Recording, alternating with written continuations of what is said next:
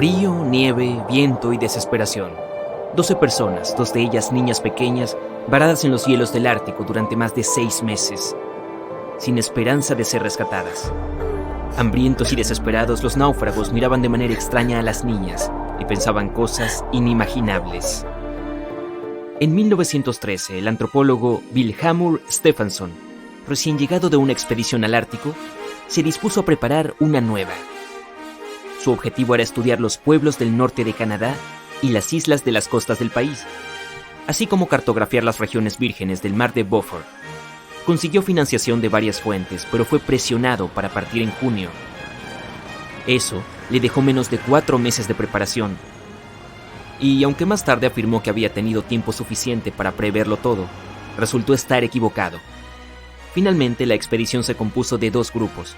El grupo del norte, encabezado por el propio Stefansson, debía explorar las regiones poco conocidas de los mapas, mientras que el grupo del sur, dirigido por el zoólogo Rudolf Anderson, se encargaría de realizar estudios antropológicos en las islas. Sin embargo, los malos presagios comenzaron a aparecer incluso antes de la partida. Hubo disputas sobre la falta de provisiones para una expedición tan atrevida, y los planes exactos del líder de viaje no estaban claros para nadie. Pero todo eso no era nada en comparación con el barco del grupo del norte.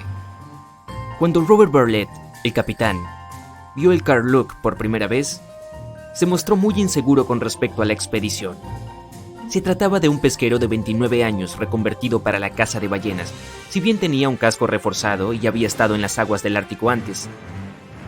Bartlett, un marinero experimentado, vio que no era apto para soportar estar rodeado de hielo durante mucho tiempo, y que tampoco sería capaz de romper el hielo.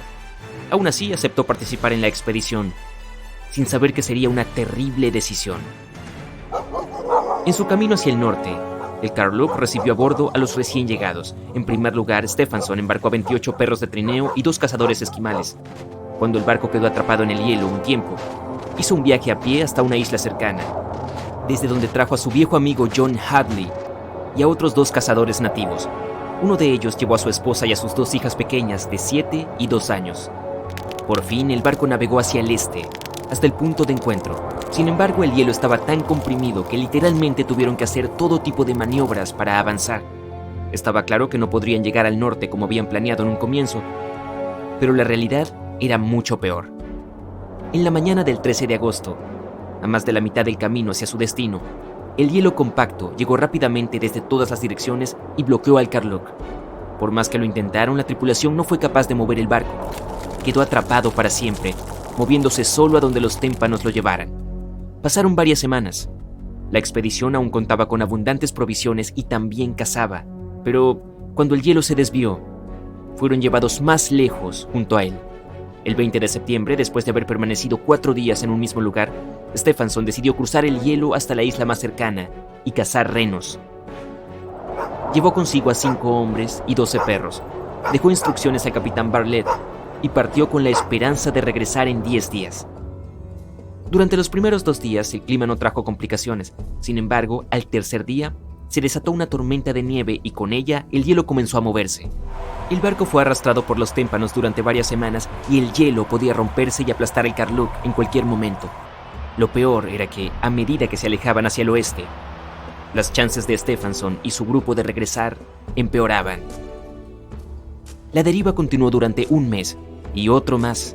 Lleno de angustia, el capitán Bartlett ordenó a todos que se prepararan para abandonar el barco con poco tiempo de antelación, y resultó ser la decisión correcta.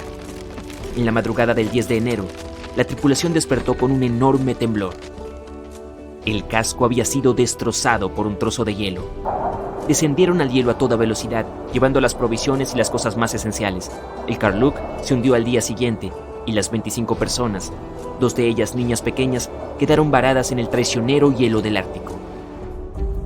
El equipo montó un campamento e hizo planes para marchar a la isla de Wrangel, que según creían estaba a varios días de camino. Enviaron un grupo de exploración de 4 hombres, pero 2 semanas más tarde solo uno de ellos regresó, con la noticia de que la tierra que vieron era la isla Herald, que no estaba conectada a tierras mayores. Los otros 3 miembros del equipo de exploración jamás regresaron.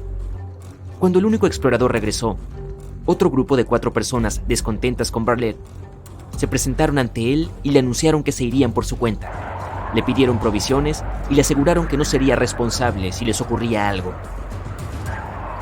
Bartlett estuvo de acuerdo y se marcharon al día siguiente sin que nadie volviera a verlos. Con 7 personas menos y 2 niñas a su cargo, el capitán sabía que no había tiempo que perder.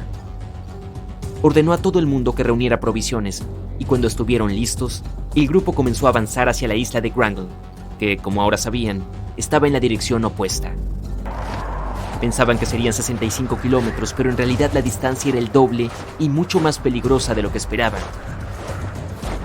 El grupo, dividido en subgrupos más pequeños para trasladarse más rápido, pasó 3 semanas en movimiento.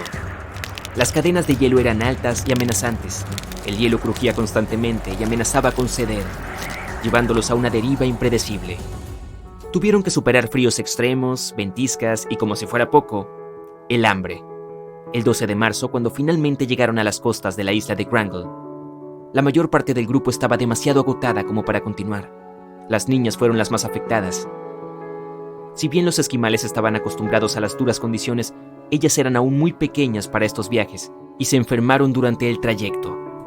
Al ver esto, Bartlett se llevó al joven cazador esquimal, que demostró ser el más resistente, y atravesaron el hielo hasta la costa siberiana, con la esperanza de llegar a Alaska desde allí y traer ayuda.